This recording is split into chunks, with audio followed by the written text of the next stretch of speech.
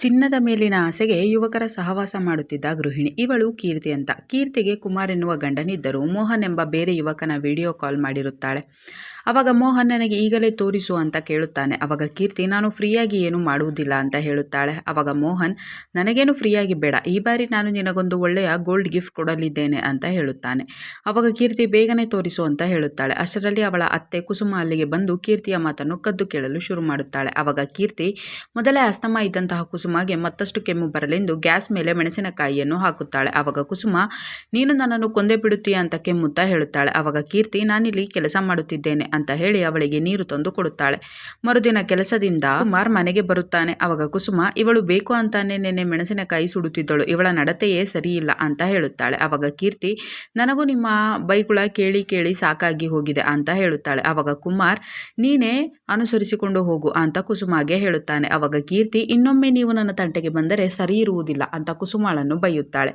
ಅವಾಗ ಕುಮಾರ್ ಹಾಗೇಕೆ ಎದುರು ಮಾತನಾಡುತ್ತೀಯಾ ಅಂತ ಕೀರ್ತಿಯನ್ನು ಬೈಯುತ್ತಾನೆ. ಆದ್ದರಿಂದ ಕೀರ್ತಿ ಕೋಪ ಮಾಡಿಕೊಂಡು ಹೋಗುತ್ತಾಳೆ. ನಂತರ ಕುಮಾರ್ ನೀನು ಸಣ್ಣ ಸಣ್ಣ ವಿಷಯಕ್ಕೆ ಅವಳ ಜೊತೆ ಜಗಳ ಮಾಡಬೇಡ ಅಂತ ಕುಸುಮಾಗೆ ಹೇಳುತ್ತಾನೆ. ಅವಾಗ ಅವಳು ಕೂಡ ಕೋಪ ಮಾಡಿಕೊಂಡು ಹೋಗುತ್ತಾಳೆ. ಆಮೇಲೆ ಕುಮಾರ್ ಕೀರ್ತಿಯನ್ನು ಸಮಾಧಾನ ಮಾಡಲು ಹೋಗುತ್ತಾನೆ.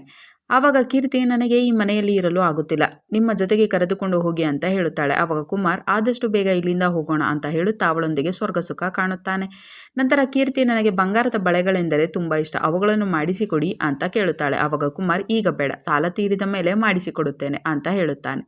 ಆವಾಗ ಕೀರ್ತಿ ನಮ್ಮ ಮದುವೆಯಾಗಿ 4 ವರ್ಷವಾದರೂ ನೀವು ಇದನ್ನೇ ಹೇಳುತ್ತಿದ್ದೀರಿ ಅಂತ ಕೋಪ ಮಾಡಿಕೊಳ್ಳುತ್ತಾಳೆ. ಮರುದಿನ ಕುಮಾರ್ ಇಬ್ಬರು ಜಗಳವಾಡಬೇಡಿ ಅಂತ ಹೇಳಿ ವಾಪಸ್ ಕೆಲಸಕ್ಕೆ ಹೋಗುತ್ತಾನೆ. ನಂತರ ಪಕ್ಕದ ಮನೆಯ ತೌಫಿಕ್ ನಕಲಿ ಕಿವಿಯೋಲೆಗಳನ್ನು ತೆಗೆದುಕೊಂಡು ಕೀರ್ತಿ ಹತ್ತಿರ ಬರುತ್ತಾನೆ. ಆವಾಗ ಕೀರ್ತಿ ಇವು ಬಂಗಾರದ್ದಲ್ಲ ಅಂತ ಹೇಳುತ್ತಾ ಅವನಿಗೆ ಕಿಸ್ ಅಷ್ಟೇ ಕೊಡುತ್ತಾಳೆ. ಆವಾಗ ತೌಫಿಕ್ ನನಗೆ ಕಿಸ್ ಬೇಡ, ಖುಷಿಪಡಿಸಿ ಅಂತ ಹೇಳುತ್ತಾನೆ. ಆವಾಗ ಕೀರ್ತಿ ನನ್ನ ಜೊತೆ ಕಾಲ ಕಳೆಯಬೇಕಾದರೆ ನನಗೆ ಬಂಗಾರ ತಂದು ಕೊಡಬೇಕು, ಹಾಗಾಗಿ ಎಲ್ಲರೂ ನನ್ನನ್ನು ಗೋಲ್ಡನ್ ಬಾಬಿ ಅಂತ ಕರೆಯುತ್ತಾರೆ, ನಿನ್ನ ಹತ್ತಿರ ಯಾವಾಗ ಬಂಗಾರ ಇರುತ್ತದೆಯೋ ಆವಾಗ ಮಾತ್ರ ನನ್ನ ಹತ್ತಿರ ಬಾ ಅಂತ ಹೇಳಿ ಕಳಿಸಿ ತಾನು ಇದುವರೆಗೆ ಮಾಡಿಸಿಕೊಂಡಂತಹ ಬಂಗಾರದ ಒಡವೆಗಳನ್ನೆಲ್ಲ ಹಾಕಿಕೊಂಡು ಮಜಾ ತೆಗೆದುಕೊಳ್ಳುತ್ತಾಳೆ.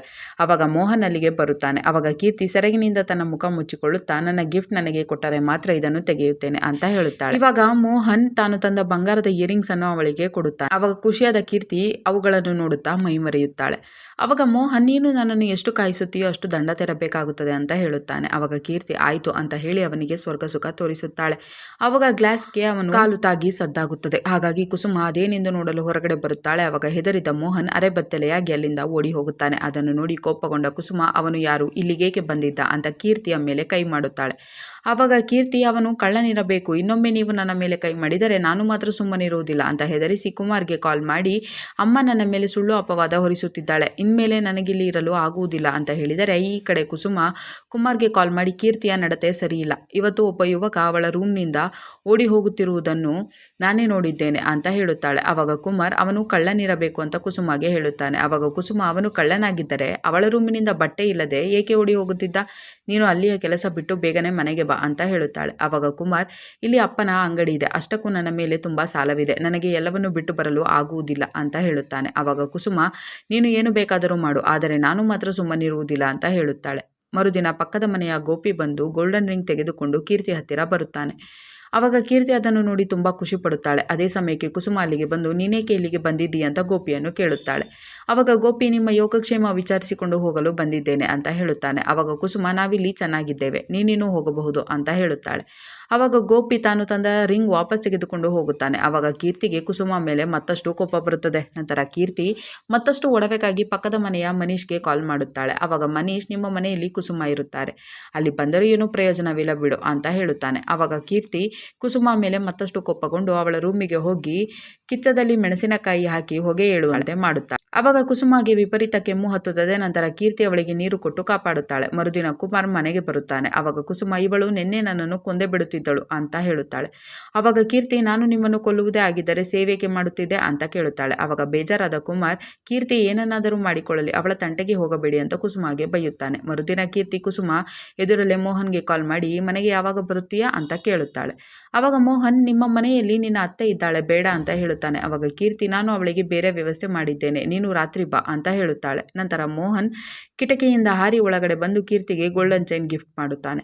ಆವಾಗ ಖುಷಿಯಾದ ಕೀರ್ತಿ ಮೋಹನ್ಗೆ ಸ್ವರ್ಗ ಸುಖ ತೋರಿಸುತ್ತಾಳೆ. ನಂತರ ಮೋಹನ್ ಹೊರಟು ನಿಲ್ಲುತ್ತಾನೆ. ಆವಾಗ ಕುಸುಮ ಅಲ್ಲಿಗೆ ಬಂದು ಕದ್ದು ನೋಡಲು ಶುರು ಮಾಡುತ್ತಾಳೆ.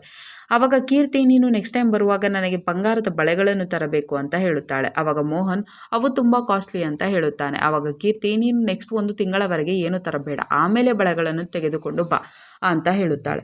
ಆವಾಗ ಅದನ್ನೆಲ್ಲ ನೋಡಿದ ಕುಸುಮ ಕೋಪಗೊಂಡು ಮೋಹನನ್ನು ಹೊಡೆಯಲು ಹೋಗುತ್ತಾಳೆ. ಆವಾಗ ಕೀರ್ತಿ ಕಟ್ಟಿಗೆಯಿಂದ ಕುಸುಮಳನ್ನು ಹೊಡೆದು ಕೊಲೆ ಮಾಡುತ್ತಾಳೆ. ಆವಾಗ ಅದನ್ನು ನೋಡಿ ಶಾಕ್ ಆದ ಮೋಹನ್, ನೀನೇನು ಮಾಡಿಬಿಟ್ಟೆ ಅಂತ ಕೀರ್ತಿಯನ್ನು ಬೈದು, ನೀನು ಹೇಗೂ ಮನೆಗೆ ಕಳ್ಳ ಬಂದಿದ್ದ ಅಂತ ಕುಮಾರ್ಗೆ ಹೇಳಿದೀಯ. ಈಗ ನಾನು ನಿಮ್ಮ ಮನೆಯಲ್ಲಿಯ ಒಡವೆಗಳನ್ನು ತೆಗೆದುಕೊಂಡು ಹೋಗುತ್ತೇನೆ. ನಂತರ ನೀನು ಪಕ್ಕದಲ್ಲಿರುವವರನ್ನು ಕರೆದು ಮನೆಗೆ ಕಳ್ಳ ನುಗ್ಗಿ ಅಮ್ಮನನ್ನು ಕೊಲೆ ಮಾಡಿ ಹೋದ ಅಂತ ಹೇಳು ಅಂತ ಒಡವೆಗಳನ್ನು ಹೇಳಿ ತೆಗೆದುಕೊಂಡು ಹೋಗುತ್ತಾನೆ. ನಂತರ ಕೀರ್ತಿ ಪಕ್ಕದವರನ್ನು ಕರೆದು ಡ್ರಾಮಾ ಮಾಡಲು ಶುರು ಮಾಡುತ್ತಾಳೆ. ಆದರೆ ಅದೇ ಸಮಯಕ್ಕೆ ತೌಫಿಕ್ ಕುಸುಮಾಳನ್ನು ಕೊಲೆ ಮಾಡಿದ ವಿಡಿಯೋ ಕೀರ್ತಿಗೆ ಸೆಂಡ್ ಮಾಡಿ, ನನ್ನ ಗಿಫ್ಟ್ ಹೇಳಿದೆ ಅಂತ ಕೇಳುತ್ತಾನೆ. ಆವಾಗ ಶಾಕ್ ಆದ ಕೀರ್ತಿ, ಇದನ್ನು ನೀನು ಯಾವಾಗ ಶೂಟ್ ಮಾಡಿದೆ ಅಂತ ಕೇಳುತ್ತಾನೆ. ಆವಾಗ ತೌಫಿಕ್, ನಾನು ನಿನ್ನ ಮೇಲಿನ ಮೋಹಕ್ಕೆ ನನ್ನ ತಾಯಿಯ ಚೈನ್ ಕದ್ದುಕೊಂಡು ನಿಮ್ಮ ಮನೆಗೆ ಬಂದಿದ್ದೆ, ಆವಾಗ ಇದನ್ನು ಶೂಟ್ ಮಾಡಿದೆ ಅಂತ ಹೇಳುತ್ತಾನೆ. ಆವಾಗ ಕೀರ್ತಿ, ನಿನಗೇನು ಬೇಕು ಅಂತ ಕೇಳುತ್ತಾಳೆ. ಆವಾಗ ತೌಫಿಕ್, ಇನ್ಮೇಲೆ ನೀನು ಜೀವನವಿಡೀ ನನ್ನವಳಾಗಬೇಕು ಅಂತ ಹೇಳುತ್ತಾನೆ. ಆವಾಗ ಕೀರ್ತಿ, ನಾನು ನೀನು ಕೇಳಿದ್ದೆಲ್ಲವನ್ನು ಕೊಡುತ್ತೇನೆ, ಮೊದಲು ಆ ವಿಡಿಯೋ ಡಿಲೀಟ್ ಮಾಡು ಅಂತ ಹೇಳುತ್ತಾಳೆ. ಆವಾಗ ತೌಫಿಕ್, ಅದು ಸಾಧ್ಯವಿಲ್ಲ, ನೀನು ಮೊದಲು ನನಗೆ ಸುಖ ಕೊಡು ಅಂತ ಹೇಳುತ್ತಾನೆ. ನಂತರ ಕುಮಾರ್ ಅಲ್ಲಿಗೆ ಬರುತ್ತಾನೆ. ಆವಾಗ ಕೀರ್ತಿ ಮನೆಗೆ ಕಳ್ಳ ನುಗ್ಗಿ ಅಮ್ಮನನ್ನು ಕೊಲೆ ಮಾಡಿಬಿಟ್ಟ ಅಂತ ಹೇಳುತ್ತಾಳೆ. ನಂತರ ಅಲ್ಲಿಗೆ ಬಂದ ಪೊಲೀಸರು, ನೀವು ಆ ಕಳ್ಳನನ್ನು ಗುರುತು ಹಿಡಿಯುತ್ತೀರಾ ಅಂತ ಕೀರ್ತಿಯನ್ನು ಕೇಳುತ್ತಾರೆ. ಆವಾಗ ಕೀರ್ತಿ, ಅವನು ಮುಖಕ್ಕೆ ಕಪ್ಪು ಬಟ್ಟೆ ಹಾಕಿದ್ದ, ಹಾಗಾಗಿ ಗೊತ್ತಾಗುವುದಿಲ್ಲ ಅಂತ ಹೇಳುತ್ತಾಳೆ. ನಂತರ ಪೊಲೀಸರು ಮನೆಯಲ್ಲಿ ಕಳ್ಳತನವಾದದ್ದನ್ನು ನೋಡುತ್ತಾರೆ.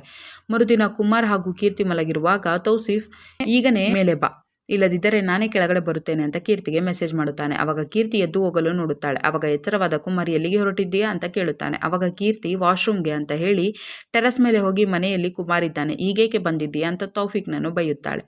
ಆವಾಗ ತೌಫಿಕ್, ನನಗೆ ನೀನು ಈಗಲೇ ಬೇಕು ಅಂತ ಹೇಳುತ್ತಾನೆ. ಆವಾಗ ಕೀರ್ತಿ, ಇವತ್ತು ಬೇಡ, ನಾಳೆ ಕುಮಾರ್ ಹೋದ ಮೇಲೆ ನಿನಗೆ ಏನು ಬೇಕೋ ಅದನ್ನೆಲ್ಲ ಕೊಡುತ್ತೇನೆ, ನೀನೀಗ ಇಲ್ಲಿಂದ ಹೋಗು ಅಂತ ಹೇಳುತ್ತಾಳೆ. ಆವಾಗ ತೌಫಿಕ್, ನಾಳೆ ನನಗೆ ಬೇಕಾದದ್ದು ಸಿಗದೆ ಹೋದರೆ ನಿನ್ನನ್ನು ಬಿಡುವುದಿಲ್ಲ ಅಂತ ಹೆದರಿಸಿ ಹೋಗುತ್ತಾನೆ. ನಂತರ ಕೀರ್ತಿ ವಾಪಸ್ ಬಂದು ಮಲಗುತ್ತಾಳೆ. ಮರುದಿನ ಒಬ್ಬ ವ್ಯಕ್ತಿ ಕೀರ್ತಿಗೆ ಕಾಲ್ ಮಾಡಿ, ನೀನು ನಿನ್ನ ಅತ್ತೆಯನ್ನು ಕೊಲೆ ಮಾಡಿದ ವಿಡಿಯೋ ನಾನು ನೋಡಿದ್ದೇನೆ, ನೀವೀಗ ನನ್ನನ್ನು ಖುಷಿಪಡಿಸಬೇಕು, ಇಲ್ಲದಿದ್ದರೆ ಆ ವಿಡಿಯೋ ವೈರಲ್ ಮಾಡುತ್ತೇನೆ ಅಂತ ಹೇಳುತ್ತಾನೆ. ಆವಾಗ ಕೀರ್ತಿ, ನೀವು ರಾಂಗ್ ನಂಬರ್ಗೆ ಕಾಲ್ ಮಾಡಿದ್ದೀರಾ ಅಂತ ಹೇಳುತ್ತಾಳೆ. ಆವಾಗ ಕುಮಾರ್ ಮಾತನಾಡುತ್ತಾ ಅವಳ ಮುಂದೆಯೇ ಬರುತ್ತಾನೆ.